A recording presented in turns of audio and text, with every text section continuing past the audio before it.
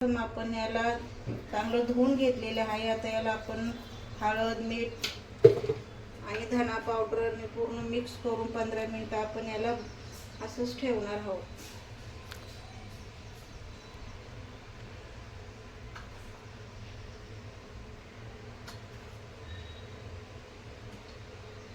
Mix करून एक साईडला झाकण लावून 15 मिनिटं बाजूला ठेवणार आहोत. आपण आता तवा तापाय ठेवलेला आहे. त्याच्यामध्ये आपण तेल टाकणार आहोत. आणि वाटण्यासाठी बघा मी हे एवढं सामान घेतलेलं आहे. त्याच्यात आलं लसूण दिसत नाही कारण की मी पेस्ट केली, त्यामुळे मी घेतलेलं नाही. तुम्हाला पाहिजे असेल तर घेऊ शकता. तर बघा आपण खोबरं असं छान असं शेवनेरी होईपर्यंत छान भाजून घेणार आहोत. खोबरं छान भाजलेले आपण त्याला आता एक साईडला असं काढून घेऊया. त्यानंतर आपण याच्यामध्ये कांदा टाकणार आहोत.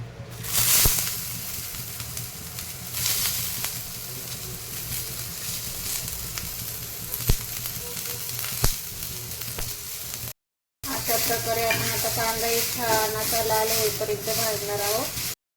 छान असा कांदा भाजून झालेला आहे. आता आपण याला असं काढून घेऊया. आपला जो छान कांदा खोबऱ्याचा मसाला वाटून झालेला आहे. याच्यामध्ये मी कढीपत्ता आणि थोडी बडीशेप टाकलेली आहे. छान असं पातेलं तापलेले आपण याच्यामध्ये आता तेल टाकून घेऊया. तेल तापलेलं आहे. याच्यामध्ये आता आपण कांदा टाकून घेऊया. थोडा फोडणीसाठी थोडा कढीपत्ता बघा. याच्यामध्ये मी हळद टाकून घेते, थोडी धना पावडर, गरम मसाला, लाल तिखट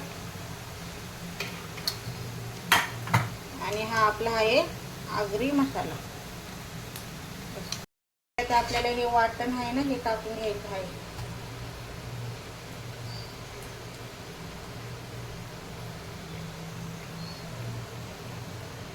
मसाला छान परतून घ्यायचा आहे.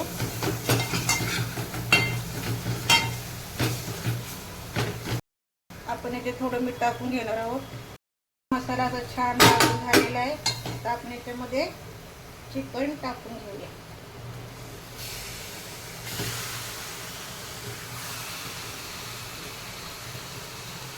छान एक जीव करून घ्यायचे पूर्ण चिकन.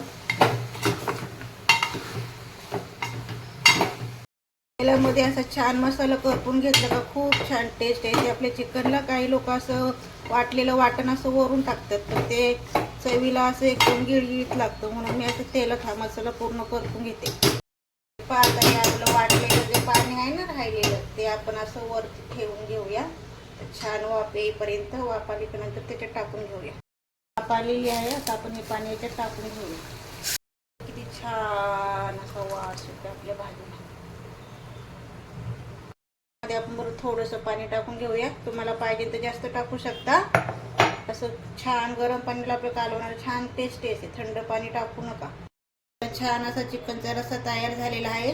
आता याच्यावरून आपण थोडी अशी कोथिंबीर टाकून घेऊया. छान अशी कोथिंबीर वरून टाकून घेते.